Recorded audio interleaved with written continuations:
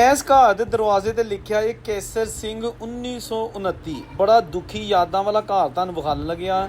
ਇਹਦੇ ਨਾਲ ਇਸ ਗਲੀ ਦੇ ਵਿੱਚ ਹੋਰ ਵੀ ਜਿਹੜੇ ਪੁਰਾਣੇ ਮਕਾਨ ਨੇ 1947 ਵੇਲੇ ਜਿਹੜੇ ਹਿੰਦੂ ਜਾਂ ਸਿੱਖਾਂ ਦੇ ਸਨ ਉਹ ਵੀ ਵਿਖਾ ਲਿਆ। ਲੇਕਿਨ ਇਹ ਆ ਗਿਆ ਇਹਦਾ ਉਹ ਦਰਵਾਜ਼ਾ ਜਿੱਥੋਂ ਦੀ ਆ ਸਿੱਖ ਖਾਨਦਾਨ 1947 ਵੇਲੇ ਆਖਰੀ ਵਾਰੀ ਇੱਥੋਂ ਨਿਕਲਿਆ, ਫਿਰ ਮੁੜ ਕਦੀ ਨਹੀਂ ਆਇਆ। ਤੇ ਇਹ ਜ਼ੂਮ ਕਰਕੇ ਦੇਖੀਏ ਤੇ ਉੱਤੇ ਲਿਖਿਆ ਜੀ ਕੇਸਰ ਸਿੰਘ 1929।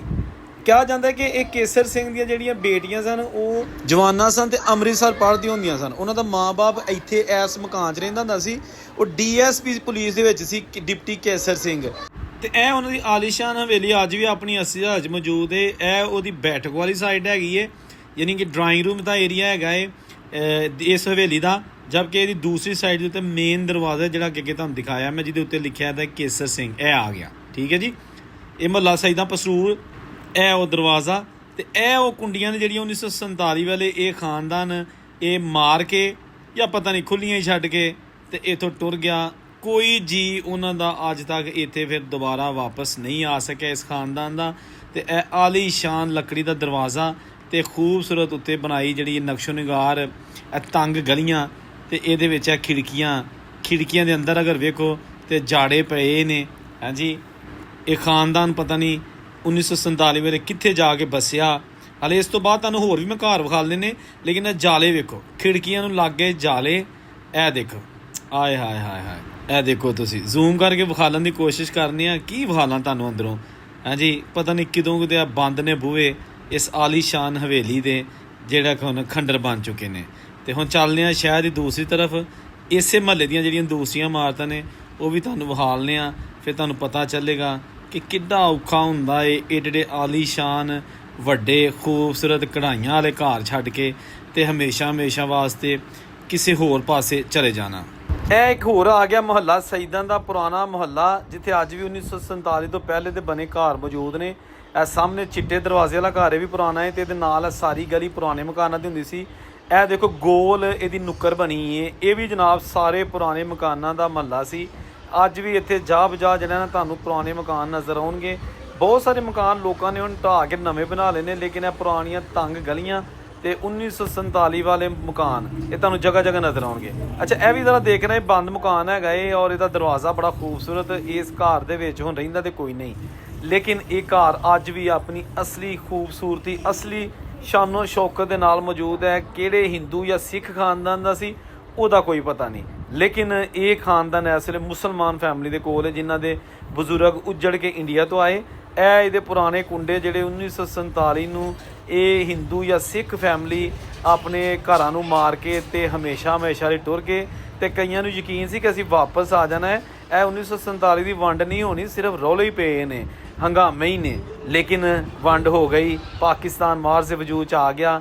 ਫਿਰ ਜਿਹੜੇ ਇੰਡੀਆ ਤੋਂ ਉੱਜੜ ਕੇ ਮੁਸਲਮਾਨ ਆਏ ਉਹ ਪਾਕਿਸਤਾਨ ਜੋਗੇ ਹੋ ਕੇ ਰਹਿ ਗਏ, ਤੇ ਜਿਹੜੇ ਪਾਕਿਸਤਾਨ ਤੋਂ ਉੱਜੜ ਕੇ ਹਿੰਦੂ ਤੇ ਸਿੱਖ ਗਏ ਉਹ ਇੰਡੀਆ ਜੋਗੇ ਹੋ ਕੇ ਰਹਿ ਗਏ। ਤੇ ਰਹਿ ਗਈਆਂ ਉਹਨਾਂ ਦੀਆਂ ਨਿਸ਼ਾਨੀਆਂ, ਉਹ ਵੀ ਹੁਣ 2026 ਦੇ ਵਿੱਚ ਤੁਸੀਂ ਦੇਖ ਸਕਦੇ ਹੋ ਕਿ ਕੀ ਹਾਲ ਹੈ ਉਹਨਾਂ ਦਾ।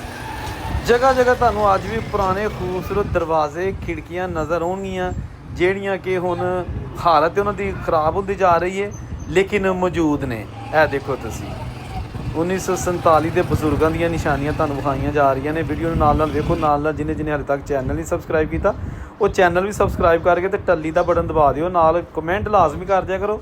ਦੇਖੋ ਨਾ, ਪਾਕਿਸਤਾਨ ਦੇ ਮੁਖਤਲਿਫ ਸ਼ਹਿਰਾਂ ਤੋਂ ਜਾ ਕੇ ਪਿੰਡਾਂ 'ਚ ਸ਼ਹਿਰਾਂ 'ਚ ਤੇ ਤੁਹਾਨੂੰ ਤੁਹਾਡੇ ਬਜ਼ੁਰਗਾਂ ਦੀਆਂ ਨਿਸ਼ਾਨੀਆਂ ਵਿਖਾਲੀਆਂ ਜਾਂਦੀਆਂ ਨੇ, ਤਾਂ ਕਿ ਤੁਸੀਂ ਜਿਹੜੀਆਂ ਉਹਨਾਂ ਕੋਲ ਕਿਸੇ ਕਹਾਣੀ ਸੁਣੇ ਨੇ ਕਿ ਸਾਡੇ ਘਰ ਕਿਸ ਤਰ੍ਹਾਂ ਦੇ ਹੁੰਦੇ ਸਨ।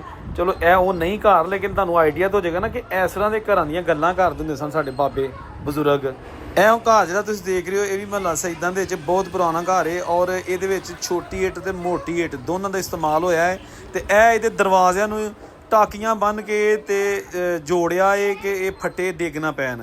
ਅੰਦਰ ਲੱਗੇ ਨੇ ਗੰਦਗੀ ਦੇ ਢੇਰ। ਇਹ ਦੇਖੋ ਤੁਸੀਂ, ਇਹ ਵਿੱਚ ਛੋਟੀ ਇੱਟ ਤੇ ਬ੍ਰਿਟਿਸ਼ ਰਾਜ ਦੀ ਮੋਟੀ ਇੱਟ, ਦੋਵਾਂ ਦਾ ਹਸੀਨ ਇਮਤਜ਼ਾਜ ਹੈ। ਔਰ ਇਹ ਖਾਨਦਾਨ ਹੁਣ ਲਾਹੌਰ ਜਾ ਚੁੱਕਿਆ ਏ। ਇਹ ਨਾ ਇਹ ਮਕਾਨ ਵੇਚਦੇ ਨੇ, ਨਾ ਇਹਨੂੰ ਢਾਂਦੇ ਨੇ, ਤੇ ਨਾ ਹੀ ਜਨਾਬ ਇੱਥੇ ਆਪ ਹੀ ਆ ਕੇ ਕੁਝ ਬਣਾ ਰਹੇ ਨੇ। ਲੋਕਾਂ ਨੇ ਗੰਦਗੀ ਸੁੱਟਣੀ ਸ਼ੁਰੂ ਕਰ ਦਿੱਤੀ ਹੈ ਤੇ ਇਹ ਖੋਲਾ ਜਿਹੜਾ ਇਹ ਪੂਰੇ ਮੁਹੱਲੇ ਦੇ ਵਿੱਚ ਬੜਾ ਹੀ ਇੱਕ ਬਦਸੂਰਤੀ ਦਾ ਮੰਜ਼ਰ ਪੇਸ਼ ਕਰ ਰਿਹਾ ਹੈ, ਜਿਹੜਾ ਕਿ ਆਲੀਸ਼ਾਨ 1947 ਵਾਲਾ ਘਰ ਸੀ। ਅੱਜ ਤੁਸੀਂ ਵੇਖ ਸਕਦੇ ਹੋ ਕਿ ਇਹਦੇ ਕੋਲੋਂ ਬੋ ਆ ਰਹੀ ਹੈ, ਕਿਉਂਕਿ ਬੋ ਇਸ ਲਈ ਆ ਰਹੀ ਹੈ ਕਿ ਇਹ ਇੱਥੇ ਜਨਾਬ ਅੰਦਰ ਬਹੁਤ ਜ਼ਿਆਦਾ ਗੰਦ ਹੈ, ਬੱਚਿਆਂ ਦੇ ਪੈਂਪਰ ਤੇ ਪਤਾ ਨਹੀਂ ਕੀ ਕੋਈ ਲੋਕਾਂ ਸੁੱਟਿਆ ਏ। ਇਹ ਹੁਣ ਜਿਹੜਾ ਘਰ ਏ ਇਹ ਵੀ ਪਤਾ ਨਹੀਂ ਕਿਸ ਖਾਨਦਾਨ ਦਾ ਸੀ, ਲੇਕਿਨ ਇਹ ਇੰਨਾ ਕੋਈ ਕਿਸੇ ਬਜ਼ੁਰਗ ਨੇ ਦੱਸਿਆ ਕਿ ਇੱਥੇ ਇੱਕ ਡੀਪੂ ਵੀ ਲੱਗਾ ਰਿਹਾ ਚੀਨੀ ਦਾ। ਜਦੋਂ ਭੱਟੋ ਦੇ ਦੌਰ 'ਚ ਚੀਨੀ ਵਗੈਰਾ ਮਿਲਦੀ ਹੁੰਦੀ ਸੀ ਜਾਂ ਉਸ ਤੋਂ ਬਾਅਦ ਡੀਪੂ ਲੱਗਦੇ ਹੁੰਦੇ ਸਨ, ਅਤੇ ਇਹ ਜਿਹੜਾ ਨਾ ਇੱਥੇ ਡੀਪੂ ਲੱਗਦਾ ਹੁੰਦਾ ਸੀ, ਲੋਕ ਚੀਨੀ ਇੱਥੋਂ ਲੈ ਕੇ ਜਾਂਦੇ ਹੁੰਦੇ ਸਨ।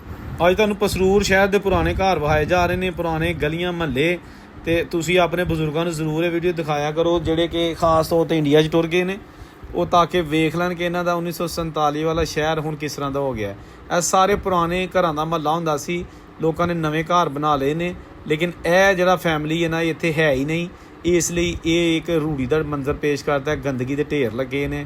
ਅਤੇ ਅਹਿਲੇ ਇਲਾਕਾ ਕੀ ਵੀ ਗੁਜ਼ਾਰਿਸ਼ ਹੈ ਕਿ ਉਹ ਕੋਸ਼ਿਸ਼ ਕਰਨ ਕਿ ਨਾ ਆਪੀ ਇੱਥੇ ਕੂੜਾ ਸੁੱਟਣ ਅਤੇ ਨਾ ਹੀ ਕਿਸੇ ਨੂੰ ਸੁੱਟਣ ਦੇਣ। ਅਗਰ ਕੋਈ ਵੇਖ ਲੈਣ ਕਿ ਕੂੜਾ ਸੁੱਟ ਰਿਹਾ ਤਾਂ ਉਹਦੀ ਸ਼ਿਕਾਇਤ ਕਰਨ, ਤਾਂ ਕਿ ਪਤਾ ਚੱਲ ਸਕੇ ਕਿ ਘਰਾਂ ਦੇ ਵਿੱਚ ਜਿਹੜੇ ਘਰ ਨੇ ਉਹਨਾਂ 'ਚ ਗੰਦਗੀਆਂ ਤਾਂ ਨਾ ਹੋਣੀਆਂ ਚਾਹੀਦੀਆਂ। ਅਤੇ ਇਹ ਵੇਖੋ ਸ਼ਲਵਾਰਾਂ ਬੰਨ੍ਹ ਕੇ ਨਾ ਟਾਕੀਆਂ, ਅਤੇ ਇਹ ਬੂਹੇ ਨੂੰ ਰੋਕਿਆ ਹੈ ਜਿਹੜਾ ਕਿ ਬੜੇ ਆਲੀਸ਼ਾਨ ਲੱਕੜੀ ਦਾ ਖੂਬਸੂਰਤ ਦਰਵਾਜ਼ਾ ਸੀ ਕਿਸੇ ਦੌਰ ਦੇ ਵਿੱਚ, ਅਤੇ ਅੱਜ ਤੁਸੀਂ ਇਹਦੀ ਹਾਲਤ ਵੇਖ ਲਓ।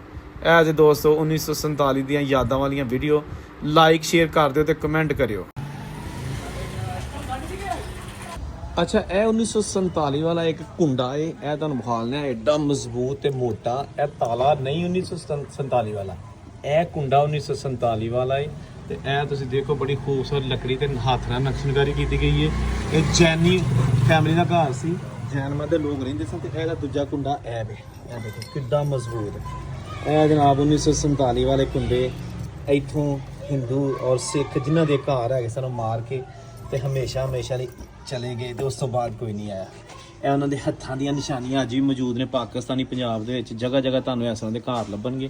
ਇਹ ਮਹੱਲਾ ਜੈਨੀ ਪਸਰੂ ਭਾਬੜਿਆਂ ਦਾ ਮਹੱਲਾ, ਇਹਨੂੰ ਅੱਜ ਵੀ ਇਹੀ ਕਿਹਾ ਜਾਂਦਾ, ਭਾਬੜਿਆਂ ਵਾਲੀ ਗਲੀ। ਤੇ ਇਹ ਦੇਖੋ ਇਹਦੇ ਉੱਤੇ ਚੁਬਾਰਾ ਬੜਾ ਵੱਡਾ ਬਣਿਆ ਸੀ ਜਿਹੜਾ ਹੁਣ ਖਤਮ ਹੋ ਗਿਆ, ਲੇਕਿਨ ਇਹ ਆਪਣੇ ਦੌਰ ਦਾ ਆਲੀਸ਼ਾਨ ਘਰ ਅੱਜ ਵੀ ਮੌਜੂਦ ਹੈਗਾ ਏ, ਲੇਕਿਨ ਹੁਣ ਇਹ ਮਲਬੇ ਦਾ ਢੇਰ ਬਣ ਚੁੱਕਿਆ। ਦੇਖੋ ਤੁਸੀਂ, ਠੀਕ ਹੈ ਨਾ, ਇਹ ਦੇਖੋ।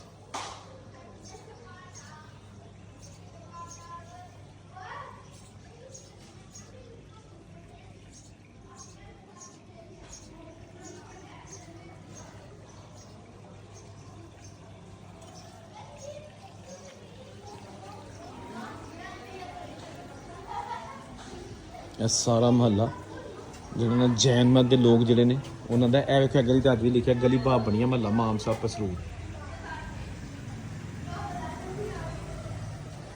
ਦੋਸਤੋ ਇਸ ਵੇਲੇ ਮੌਜੂਦ ਆ ਗਲੀ ਭਾਬੜਿਆਂ ਵਾਲੀ ਮਹੱਲਾ ਮਾਮਸਾ ਪਸਰੂਰ, ਤੇ ਇੱਥੇ ਜਨਾਬ ਬਹੁਤ 1947 ਵਾਲੇ ਪੁਰਾਣੇ ਘਰ ਔਰ ਉਹਨਾਂ ਦੀਆਂ ਬਾਕੀਆਤ ਮੌਜੂਦ ਨੇ। ਇਹ ਦੇਖੋ ਤੁਸੀਂ, ਇਹ ਉਹ ਘਰ ਨੇ ਜਿਹੜੇ 1947 ਨੂੰ ਹਿੰਦੂ ਸਿੱਖ ਛੱਡ ਕੇ ਚਲੇ ਗਏ। ਇਹ ਦੇਖੋ ਤੁਸੀਂ, ਹਾਂਜੀ ਇਹ ਕੁੰਡੇ ਮਾਰ ਕੇ ਤੇ ਇਹ ਬੂਹੇ ਜਿਹੜੇ ਵੱਡੇ ਆਲੀਸ਼ਾਨ ਬੰਦ ਕਰਕੇ ਹਮੇਸ਼ਾ ਲਈ ਟੁਰ ਗਏ। ਜਗ੍ਹਾ ਜਗ੍ਹਾ ਤੁਹਾਨੂੰ ਉਹਨਾਂ ਦੀਆਂ ਨਿਸ਼ਾਨੀਆਂ ਮਿਲਣਗੀਆਂ। ਦੇਖੋ ਨਾ ਕਿਹੜੇ ਖੂਬਸੂਰਤ ਵੱਡੇ ਦਰਵਾਜ਼ੇ ਨੇ। ਇਹ ਸਾਰੀ ਗੜੀ ਪਸਰੂਰ ਦੇ ਵਿੱਚ ਬਾਬੜਿਆਂ ਦੀ ਹੁੰਦੀ ਸੀ, ਜੈਨ ਮਤ ਦੇ ਜਿਹੜੇ ਲੋਕ ਸਨ, ਜੈਨਿਜ਼ਮ ਨੂੰ ਮੰਨਣ ਵਾਲੇ। ਠੀਕ ਹੈ ਜੀ, ਇਹ ਦੇਖੋ।